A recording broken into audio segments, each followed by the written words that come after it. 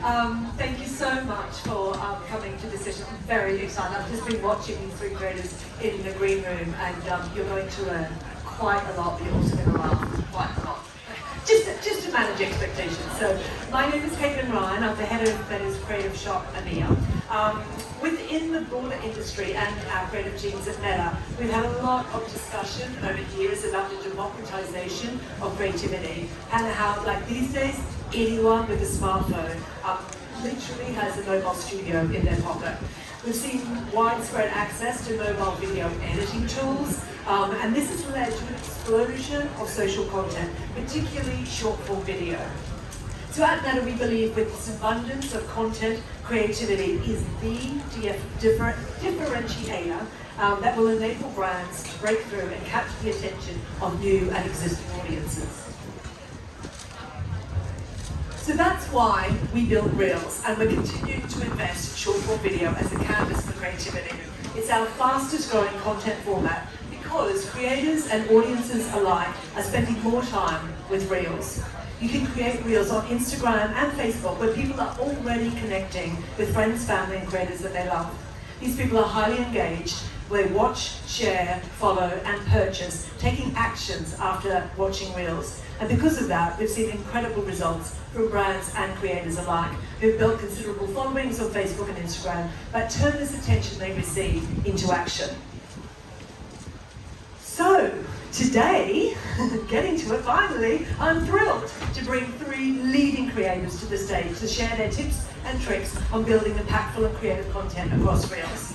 First, we have the very glamorous Joy Ofodu, a professional voice actor, dating content creator who's passionate about healing through humour. Joy has drawn over 30 million views to her original digital comedy content, including an original podcast, Dating Unsettled. Hello. Next, we have the gorgeous Sasha Polari, a beauty activist who you might know as the creator of the very famous #FilterDrop campaign. Sasha is passionate about mental health, self-confidence, and self-love. She creates beauty content that encourages people to show up authentically and be confident in their skin. And finally, please welcome the very funny, very charismatic Rod Phil, who's a Chicago native, navigating corporate America and trying to make sense of how to address the anxieties around office culture and email etiquette. His content focuses on work from home culture and anxiety, specifically with millennials. Millennials. Oh, damn those millennials.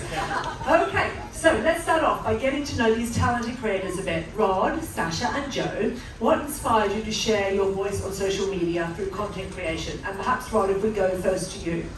Yes, I just realized that there wasn't really a space speaking about the anxieties around working in a corporate workspace, which I'm sure none of you can relate to, you know, but that's a joke, because everyone here literally works in that space. I had no idea that it would become what it is now, and just had no idea how an algorithm worked. I had no idea what a brand deal was even. I wasn't following any influencers, and I just kind of became myself and saw myself grow through this platform and discovered a lot about myself as well, and just kept going with it. But through that, found out that a lot of the anxieties and a lot of the struggles that I had, and not even the workplace, but just the millennial experience or living the world today, that I thought I was alone in, was a very common thing, which was really interesting and kept pushing me to create more. Yeah, and you have to follow his handle. It is very funny. I was looking through it the other day, and there was that, you know, that feeling you get when you get the email thing saying, "Can we just have a quick chat?" You're getting fired. Like, pack up your box, walk out of the office, you're done. Everyone can relate to that. You've all amassed a considerable following on Facebook and Instagram and continue to create strong connections through your audiences through Reels. So, Joy, I'd love you to think back to some of the first Reels you created and what adopting the new video format felt like. I can certainly say when I started creating Reels, I did not imagine I would end up in Go ahead. This is exciting. This is one of my earlier Reels. It started with me being a complete idiot. I said, hey, I'm funny, and people since the 4th grade have been telling me that I'm funny. Why don't I start acting like it? And I was already cracking jokes at work, workplace humor, but I said, let's take it online. So I started posting reels maybe 3 to 5 times per week, and I've been doing that consistently since 2020. I was posting videos about my dating experiences. I just become single after a 7-year relationship. I said, I'm ready to hit the streets. And it was such a unique experience dating online, looking for love as a young Black woman. I said, I have to document it. I want this to be a part of my history. So not only did I start creating comedy reels about my dating experiences, but during those reels, I would act like the men that I was dating, and I would change my voice. So once I started changing my voice, right, they would go like, oh, Joy, I love your voice. So I started acting as a voice actor within my reels, imitating the men that I dated. That led me to a career in voice acting. And now I'm an actress full time, like I'm represented, my voice is in games and albums and children's animation. Emma's really happy to be in France. And I hope that explains the journey. Things have really changed because we went from being silly and sharing about dating to sharing about a host of things, including like wellness, comedy content, and getting paid to do so, to where Reels became my full-time job, allowed me to quit my job and support a living with a 6-figure media company that I own. And let's just stick with you for a moment. When did you realize, so you started creating the content, when did you realize that you were getting your audience to start participating back by liking and sharing? Like, when did you get the power of Reels? You know what's crazy? That happened immediately. Right. I was already posting regularly on Instagram across products and services. Whenever Instagram introduces new products, creators pounce on it. This new product. So I posted Reels. They immediately started engaging people who knew me, loved me, followed me, and strangers in the media, Refinery 29, Shade Room. They started resharing these videos because they were relatable. People were telling me, this is my dating experience personified. I want to see this. There was no wait or delay for the traction. It was immediate. It was outsized. What I noticed in particular for the analytics nerds is that I had 6,000 followers at the time that I started posting Reels, yet I was reaching 30,000 people a month. Okay. Then when I had 30,000 followers, I was reaching 1 million people a month. And now I reach 1 to 2 million people per month with my Reels, with about 140,000+ followers. So it was immediate, and it has been consistent and has grown. There are going to be highs and lows, and there are. And to help brands in the room, like, how did your content evolve? So those early days of experimentation, how did you get to those numbers? Like, were you experimenting? What were you doing? What did you learn? I am an artist and a scientist. So voice acting is my performance and comedy is my performance. But I am a scientist. Like, I got my master's degree, I studied consumer behavior, I understand what makes someone click. So I combine those two things. And it's very nerdy experimentation as well as just my own lived experience. You know that moment when you're on the toilet and you go, that's funny. That's what I post. So that's how I've grown. How have you evolved your content over time? I sit on the toilet. No, other than that, small brands started approaching me to pay for Reels. They wanted me to either go to their destinations or use their products and services and create unique Reels about them, post on my page. That evolved because brands started paying me. DirecTV, HBO Max, Netflix, Dove, they started paying me to create Reels for their owned channels. And then I learned through a lot of like work in marketing how to integrate my own unique brand of humor and scientific experimentation, an immediate hook, accessibility, which I think sets me apart from a lot of comedy creators. Yeah. And I learned how to combine those things to now do a consistent business where I do produce Reels for clients. I would say similarly about 3 to 5 clients per week. So that's how my business has evolved over time.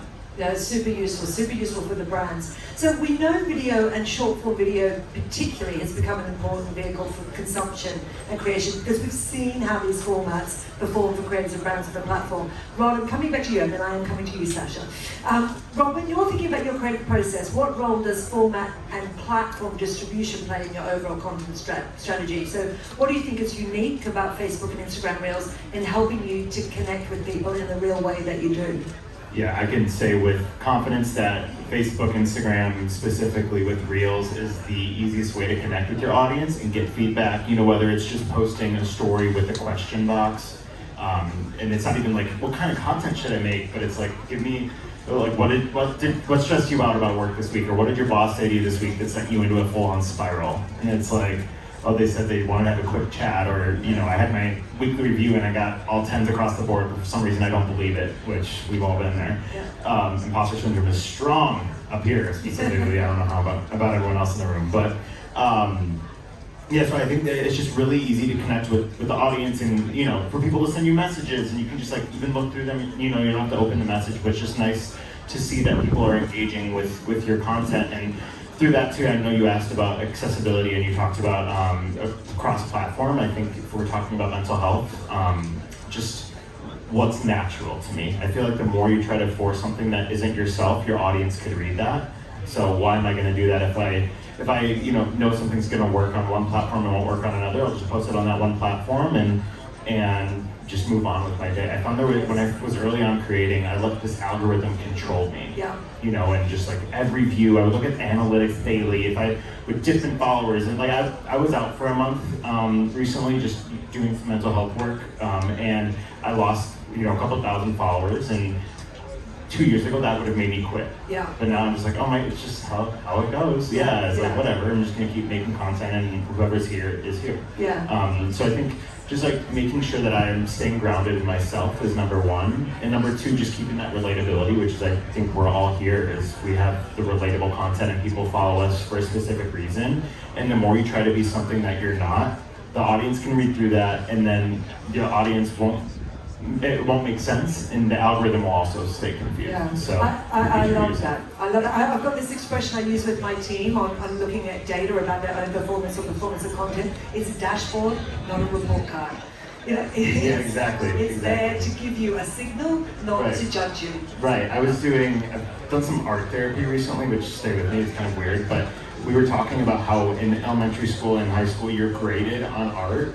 And they're like, that is so bogus. You're graded on art, because art is subjective, and I feel like that's what we're doing. And say it how you want, but we create art. You know, that there is a writing process, and even if it is just a 7-second video, there is some sort of creative process up here that we develop this concept and put it out to the world for millions of people to see.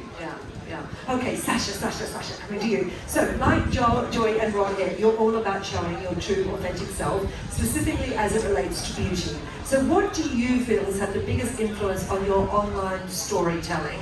And I'll go second part of the question, can you give us a specific example of a creative or like an aha moment where you had that led to an increase in connection with your audience? Yeah, I mean, completely echoing what both Rod and Joyce said, it's that relatability, and it was really unintentional for me. Content creation is very much something that I fell into. I actually had a full functioning bridal beauty business before, and I would post pictures of my clients and things like that. And then we went into the pandemic, and I was like, I don't have a job. I think we can all relate. No, I'm now jobless. And I think everything that we do on social media, when you remain your integrity and when you stick to what it is that you love and care about, you can't go too far wrong. And I have been on my own sort of, up until the point of the pandemic, have been on my own personal journey of confidence and self-acceptance and, really inwardly looking at, my privileges and why I feel a certain way about my body compared to the other people I see online. And I just started speaking about it at the beginning of the pandemic, and it was the response from other people that made me think, okay, this is not really spoken about. And I'd have people say, gosh, I just want to thank you so much for not wearing any makeup today. And I'm like, it hadn't even crossed my mind that that's what I was doing. I was just literally chatting rubbish to the camera, and it kind of evolved. And the campaign, especially Filter Drop, started, and I don't ever take sole credit for the success of the campaign, because it was the vulnerability and bravery of the people sharing their filter-free selfies that completely grew it into what it was, and made me realise how important it was to talk about this stuff. So I will post looking great, and I will post looking not great, and then what I have to say in between those things doesn't change at all. And I think my audience really respond to that and find comfort in that. No, completely. And Sasha knows this because I've interviewed her before. I have 2 teenage daughters, and when they knew that I was connecting with Sasha, who was the founder of #FilterDrop, they're like, oh my God, like she have been so meaningful to so many young women, so it's brilliant. Can I say something really quick? I think it's interesting what Sasha just said too. If, it was the bravery of the audience making that hashtag go forward. And even with our content, like I mentioned before, sometimes we forget that we're creating for people, and instead we feel like we're creating for Meta or for these other platforms, when in actuality, we're creating for people that are on the platform. I think one of the most useful things a brand can do when advertising is build a meme. Yes. Like, it doesn't even have to be comedic, but build a meme, a template, a format. Barbie's doing it. I did it with Meta. Like, over 2,000 business owners in the United States used audio that we created as an ad together. Like, create something for them. Don't just hawk your stuff. Pull marketing advantage. I love that. Yeah, creating for the community to then take it and own it and share it is such a powerful way of thinking about building into the ecosystem. At Meta, we talk about the language of Reels, which is what you just actually beautifully, as if planned, started talking about, which is a unique style of communicating across Reels. So it's made up of 3 broad qualities: entertaining, digestible, and relatable. So, Rod, you referred to yourself before as a co-worker to your followers, and the content takes a humorous approach to work anxieties that we all, and I really do mean we all can relate to.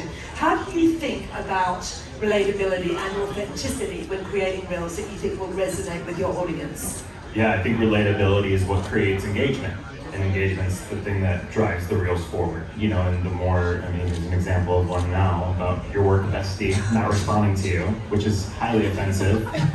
Rude. Yeah, it's like rude. It's like you didn't respond to my Slack within 5 minutes. Okay, well, I guess we're done. But no, I think the relatability is what helps more people see this. It helps more people see the reel or even the story. I always find it more interesting to see how many times the story is shared sometimes than I do a reel, because like, man, that's actually what will make it into a reel. Because I'm like, oh, people related to this, and it was just like a random thought I had at 8 a.m. on a Tuesday, which is when I usually don't have any thought at all. But I think with brands specifically, the more relatable you can make content, the more people are going to see it. So I know that there's all these processes and FTC but if you do a sweepstakes, it's that to me is like a little more 2017 Instagram, 2016 Instagram, where now people just want to see the relatable content. One of my highest performing reels recently was for Corona, and it was a branded content, and I got 20,000 likes on it just because it was highly relatable, and we still got the product across. Where I'm not going to name the brand, but we've done even a couple in the past couple months that it was just so brand forward, and it was, which I understand selling a product, but it didn't perform as well because it wasn't the relatability, and people, as much as you can try to make it funny and all of that, the relatability is what really sets these reels apart. And I'm going to kind of build on that and open it up to all of you. How do you know? Do you know when you're building the content? And I suppose let's talk particularly about with a brand, that you know it's going to work, or you need to wait until see the audience. Was it a surprise that the audience responded, or do you all know when you're building it, like, this is not going to work, or oh my god, this is going to sink? After 3 years of posting reels every week, I know how my audience is going to respond. It can make you feel a little cynical at times, like, I know exactly what this is going to do. Like, you feel a little dark, like, wow. But from an art perspective, and I'm sure the same is true of all of you, we have cultivated communities that appreciate us and appreciate our art. So when we publish, they will come, right? On a scientific perspective, if a brand provides a brief that is extremely limiting, that requires showing the brand in the first 3 seconds, that has copy or hashtags that violate what we know to be algorithmically favorable, we can tell it's going to fail. I have published ads and I will speak up to my clients and say, and I protest often, right? Hey, happy to do this if this is what you need for FTC, if this is what you need for PR. However, I'm going to tell you right now, this will not resonate with my audience. So I give fair warnings. I think another thing is that brands will hire us for one reel instead of a series. Consumers need to see messages or hear them 5 to 7 times for them to be memorable, effective, and to drive purchase consideration. You cannot spend $40,000 on one reel with one influencer and expect outsized impact within their community. So when I'm pressing publish either on an organic video or branded content, I already know what it's going to do, and it's through, like Rod mentioned, reviewing those analytics, and I only post reels that I know people will share. If I cannot consciously think of a reason why someone would share it, even as a brand partnership, then I do not execute. I take it to another platform. Yeah, I'm exactly the same, and like similar to what Rod said, I actually engage so much in my DMs. When I hear the language of my audience talking to me, and they'll say things like, "Oh my gosh, I saw this and thought of you." Like recently, there was this viral video of Shania Twain and a little girl dancing. I cannot tell you, it would have been in. My bad. My water just spilled over your foot. You're fired. Got a little refresh. Cooled you down. That happened to me in 6th grade, but you worded intentionally. Oh no, that was the wind. That wasn't even me. And I literally, it would have been impossible for me to count how many people sent me that DM, and that sort of engagement and connection with my audience is so important to me, more important than my follower number, more important than how many brands I work with per year, because I know that then what I'm putting out there is going to resonate with those people, because right from the start I'm not going to take on something that didn't.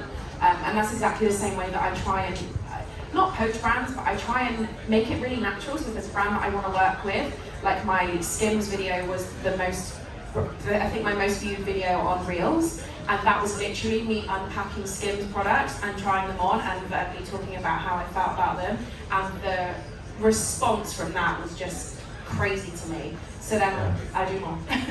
I want to just echo what Joy said too, is the collaboration or just like what seems natural to your content. Like I post nostalgia content as well, and I love Chili's, which is, do you know what Chili's is? It's a Tex-Mex chain restaurant all across the United States. We're educating Sasha on where she should be in California. And I've done, and then once I did because I just joked around about the nostalgia of Chili's, or like I went to Chili's after my prom, like what the heck? But, Oh my God, with a date? we all just went, like we just like, well, let's go to Chili's. We're like in these like fancy dresses and tuxedos, and we're eating bottomless chips and salsa.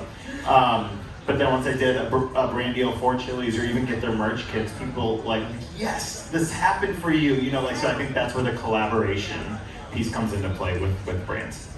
So let's just keep it talking about brands, because that's super important to try and give the knowledge that you have across.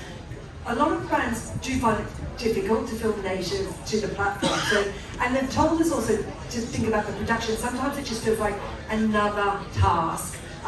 You've got a complete addition to feed, stories, and other video placements. So I'm sure you've all heard that from brands as well. It's like, oh my God, really? More? We need more? How do you think about that with the brands that you've partnered, and how do you balance content creation across the various platforms and placements? What advice would you give to help brands make that process easier? I think it's always interesting to think about someone's content as their album. Like when I was first creating, someone told me that like, it was actually just like a comedian who was on Vine way back in the day, and he was just like, you often think about your content as like everything needs to go viral, especially when you first like start creating, because the algorithm loves it, but then the algorithm has to start promoting other people, right? But if you think of your content as an album, like Ariana Grande can't have all hit singles, even though they are to me. She can't have like every song be on the radio, but there are the more viral ones. So I think with brands specifically too, if they see, if we're doing more content with a brand, the fact that that they're part of our album creation process or our production process, that shows that we're bought into it and that we believe in the product. I think there's also a misconception about, you said something about Ariana can't have all hits. The reason you as a brand approach a creator, who we're all owners of companies, right, effectively businesses or media companies, is because you want to work with us, right? That's when I think it's best intention. I get a lot of outreach from brands who are just trying to add another Black creator to the list because they filled it with white creators, it's about the deadline, and they realize that their campaign is not diverse. I can tell because they give me a 24 to 72 hour window to generate content.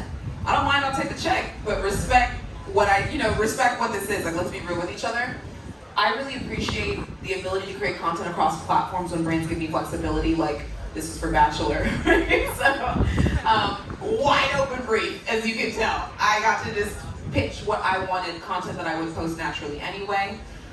Thinking not just about Reels, but how a Reel can be a part of something larger and longer. maybe at the outset of generating a campaign, you identify not one, not two, but maybe 5 creators to create 5 posts. You approach them because they're them. Like, I got to do this for HBO Max because of the original character that I created, not because of any engagement I was getting on a certain platform. A reel might tank, right? And people might say, well, you're in. Okay, sorry. Can I call out brands in the advertising industry for just 2 seconds? I know some of y'all are using those agencies and engagement calculators, and if the creator's not 5%, you can't reach out and blah, blah, blah. I say throw it away. I've had brands try to lowball me when offering me rates, and I go, well, you're not paying for the engagement I get per book, you're paying for joy Ofodu. I am who I am, and I offer what I offer, regardless of how a post performs.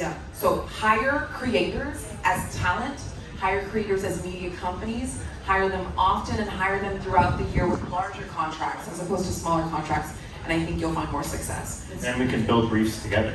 Yes. That's we don't have time to go into that today. Please acknowledge that a reel and I'm gonna say the TT word. A reel and a TikTok are not the same, so having a creator you pay for a reel, you ask them to cross-post it, is not this. A reel's a reel.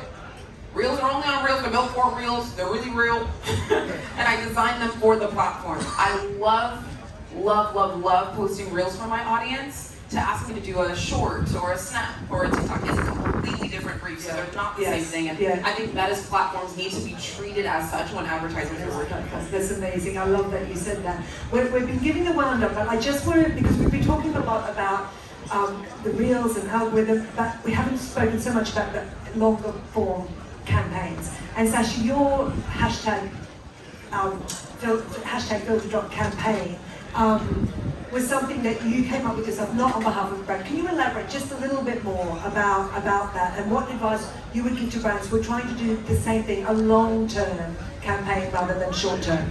It's literally just that longevity and caring about the purposeful content forever. It's not one reel, it's not one message. It has to continue through everything. So I remember when I first started doing sort of try-on hauls, thinking, how does this relate to a filter?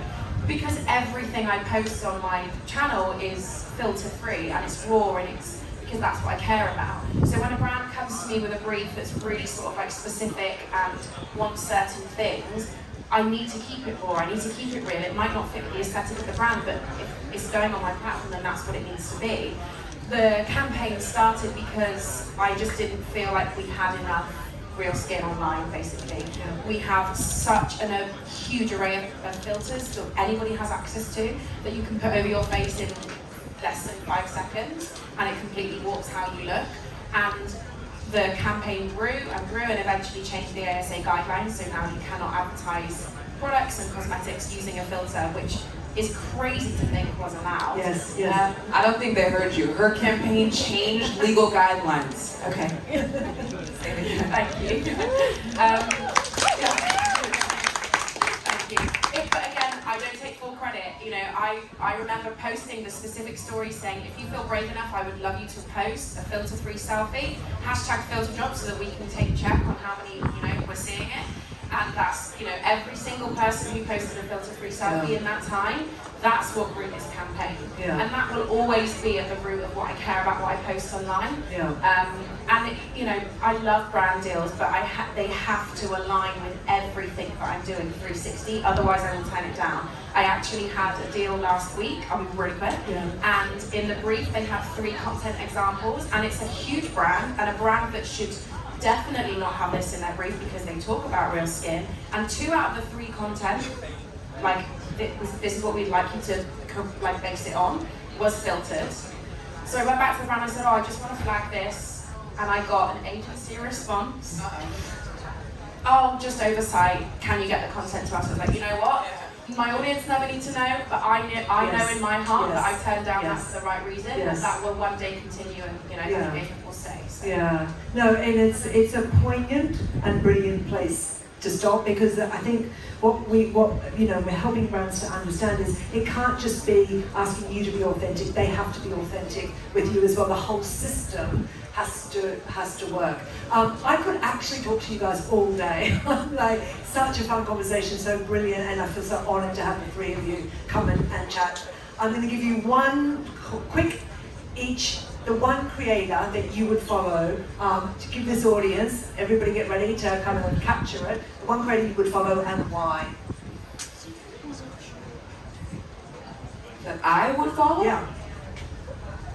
Can you follow yourself on Instagram? I'm really funny. If you like to laugh, I'm hilarious. I find myself hilarious. I don't take myself too seriously. There's a joy that creates content, there's a joy that manages her. So me, the manager, loves me, the creator. I know that sounds super vapid, but I literally mean it. I love watching my reels back. I'm gonna go watch them back when I'm finished with all of you. So that's Joy's top tip, follow Joy. Do you all know who Brittany Broski is? Yes. Yeah, so she was like the first follow on TikTok and Instagram that I made, and she's the kombucha girl, that meme of the girl drinking kombucha. She's like, well, and she does that. But she has created Broski Nation, and I know there's so many other creators that have done that, where they have their audience, and I think, first of all, I follow her because she's funny, but I think brands could use her as an example is because she is the kind of creator that you want to build a brief around because she knows her audience and her audience will jump when she says jump. And I think that's the most important thing is to, again, don't just look at us, but look at our audience as well and what our audience wants to see. Thank you, Ron. Sasha? Gosh, this is hard. I also have that memory where I just cannot think on the spot and I should come over this. Name a woman. No. I would probably say Em Clarkson is up there with one of my favorite creators. Her intelligence, but the way that she translates that to an audience is absolutely astronomical. That woman has taught me more things in the last 3 years than I learned in my entire school education. But she keeps it funny, she keeps it in brand of herself. She doesn't care what anything looks like in terms of aesthetic or brand. And for me, I love that integrity for her. And I would recommend you to follow any creator who you can quite clearly see has their own integrity. Go back right to the start. How many times have they spoken about that brand? How many times have they posted about that topic? Because if it's just a one-time hit that they've spoken about it, then it's gonna fall flat. So yeah, I'd say that. And you guys, obviously. Yeah, everyone here. Yeah. Thank you for being on our platform, for making it what it is. Thank you for being Thank you for here having today. Thank you to the audience for coming, and enjoy the rest of the camp.